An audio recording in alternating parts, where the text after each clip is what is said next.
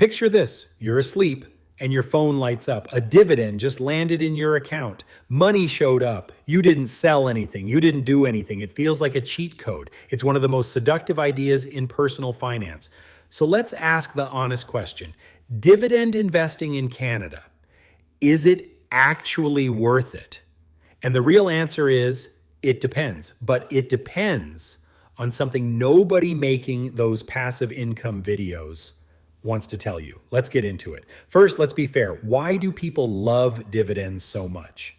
There are two real reasons. One, they feel tangible. A company that paid you $1 last year will probably pay it again next year. That feels far safer than just hoping a share price goes up. And honestly, that feeling has real value. Two, discipline. Getting paid to hold makes people actually stay invested instead of panic selling. I'm not going to sneer at any of that. It's real. But now, the part that's genuinely smart in Canada, Canada has something the US doesn't, the dividend tax credit. Eligible dividends from Canadian companies get a special tax break. They're taxed far more lightly than interest or salary. Picture interest from a GIC taxed at maybe 53%. Eligible Canadian dividends, a small fraction of that. And here's the wild part. At lower incomes, that credit can drop your tax on those dividends to almost nothing. So far, dividend investing in Canada is sounding pretty great. And in the right spot, it is. But here's the catch nobody mentions. And it's the thing that should change how you think about this. A dividend is not free money. When a company worth $100 a share pays you a $5 dividend, the next morning that share is worth about 95. The money didn't appear from nowhere. It came out of the company and out of the share price. You moved $5 from one pocket to the other, and in a taxable account, you might have just handed the government a slice on the way. That's not a knock on dividends. It's just the truth, the snowball video skip. What matters is your total return, the price going up plus the dividends. And if you ever want a cash paycheck from a fund that doesn't pay much, you can make your own. Just sell a few shares, same money in your account, and you decide exactly when. More control, not less. There's a second catch, and it's sneaky. Chasing high yields quietly bets your whole portfolio on a few sectors.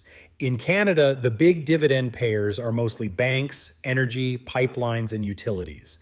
So a Canadian dividend fund is a big bet on those. Almost no tech, little healthcare, barely any global growth. And the very thing that makes the yield high, mature, slow growth companies, is what can cap your total return. It's why a lot of respected Canadian finance folks just hold a broad index fund instead. Okay, here's the rule that actually decides whether dividends are worth it for you. It's the account. That beautiful dividend tax credit, it only helps in a non-registered, a regular taxable account. In a TFSA, everything's already tax-free, so the credit does nothing extra. Dividends and growth are treated the same. In an RRSP, you actually lose the dividend tax credit entirely. It all gets taxed as income when you pull it out. So if you're a beginner still filling your TFSA and RRSP, the tax magic isn't even in play yet. Chasing dividends first in those accounts is optimizing the wrong thing. Now, if you do decide a dividend tilt is right for you, don't pick individual bank stocks. Use an ETF. Here are the main ones.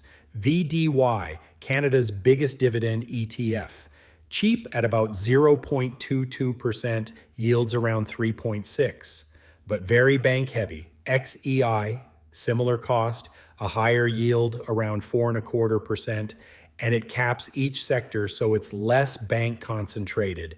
XDIV, the cheapest at about 0.11% with a quality screen, but only about 21 holdings. And CDZ, it only holds companies that have raised their dividend 5 years straight. Disciplined, but pricey at about 0.66. So, the honest verdict. Is dividend investing in Canada actually worth it? Here's the real answer. 3 ways. If you're a beginner building wealth and your TFSA and RRSP aren't full yet, a broad index like XEQT almost certainly wins on total return and global diversification. If you've maxed your registered room and you're investing in a taxable account, now those eligible Canadian dividends are genuinely excellent. The tax credit is real money.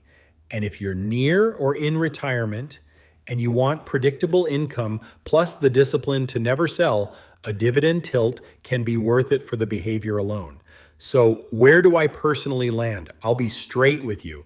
I think dividends are oversold by the YouTube videos, by the media, all of it. There are no miracles here. My mental model is simple. When a company takes its profit and hands it to you as a dividend, that's money it is no longer reinvesting to grow the business. So, personally, I stick to growth-based ETFs. Broad funds built to compound, not to throw off a big yield. That's just my preference.